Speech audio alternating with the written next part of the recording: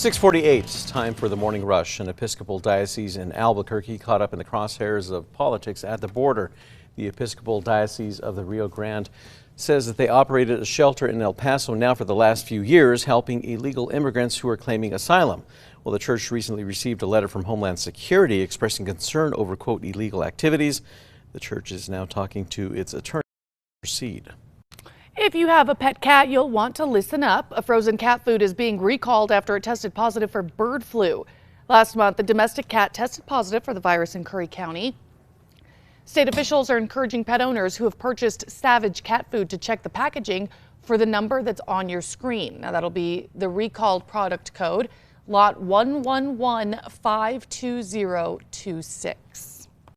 Well, the state's Department of Game and Fish is giving some tips on what to do if you spot a Mexican gray wolf.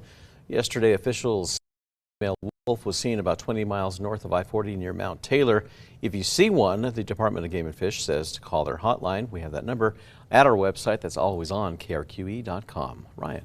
Sandia sunrise colors looking spectacular this morning. Yellows, oranges, pinks, and purples widespread across the skies above and beyond the Sandias. A very mild start out there, but we're going to start to warm up today before the next cool down later this evening. 2 people convicted for a robbery that eventually led to a man being murdered are beginning their prison sentence this morning. Samantha Scholl and Jeffrey Contreras demanded money from Mario Delgado Jr. before Contreras shot him 3 times, killing him. Scholl was sentenced to 10 years for her crimes, while Contreras was sentenced to life for Delgado's murder.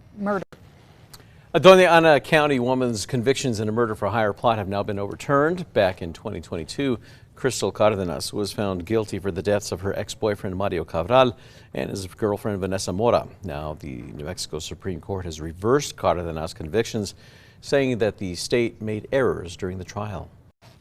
Albuquerque police are asking for your help this morning as they search for 2 offenders they say are on the run. According to Crime Stoppers, Antonio Serna and Mary Maes removed their ankle monitors and fled from a halfway house. Anyone with information on their whereabouts is asked to call Metro Crime Stoppers at 505-843-STOP or text ABQCS to 738-477. Ryan.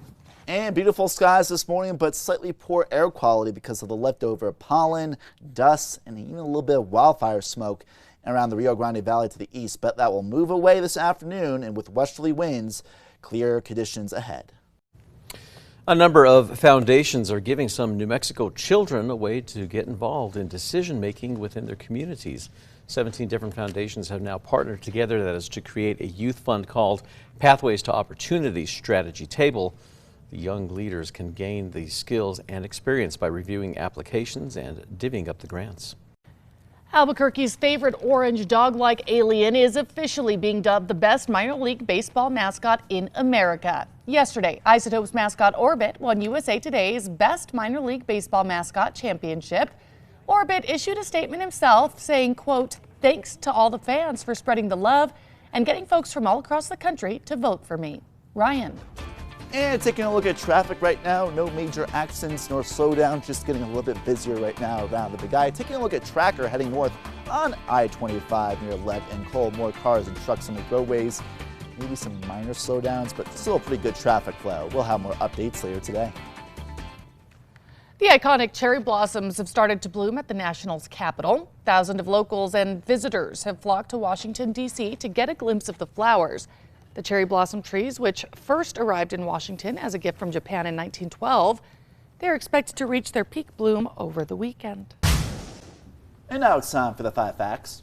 At number 5, Albuquerque's favorite orange dog-like alien is officially being dubbed the best minor league baseball mascot in America. Yesterday, Isotopes mascot Orbit won USA Today's Best Minor League Baseball Mascot Championship. Orbit himself issued a statement saying, quote, "Thanks to all the fans for spreading the love and getting folks from all across the country to vote for me." At number 4, Albuquerque police are asking for your help this morning as they search for 2 offenders they say are on the run. According to Crime Stoppers, Antonio Serna and Mary Maes, they removed their ankle monitors and fled from a house.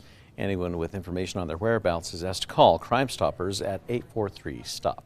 And And at number 3, look at that beautiful sunrise right now in Albuquerque. Mid to upper level clouds, more moisture, strong winds aloft, and a little bit breezier this afternoon. Warmer out east, cooler out west, and cooler, breezier, and drier this weekend.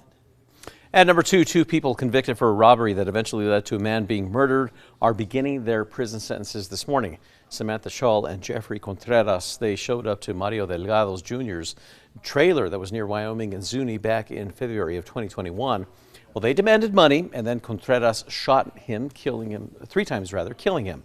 Contreras was found guilty of first-degree murder, armed robbery, and conspiracy by a jury earlier this month. Last month, Shaw pleaded guilty to armed robbery, conspiracy, and tampering with evidence. Now, she was sentenced to 10 years for her crimes, while Contreras was sentenced to life for Delgado's murder. That was with an additional 15 years for other crimes. And number 1, an Albuquerque church is caught up in the crosshairs of politics at the border. Bishop Michael Hun of the Episcopal Diocese of the Rio Grande says the church operated a shelter in El Paso for the last few years in partnership with Border Patrol. He says agents would bring migrants who claimed asylum and even passed credible interviews to the shelter while they wait a court hearing. The church recently received a letter from Homeland Security stating the shelter risks losing reimbursement funds provided by FEMA.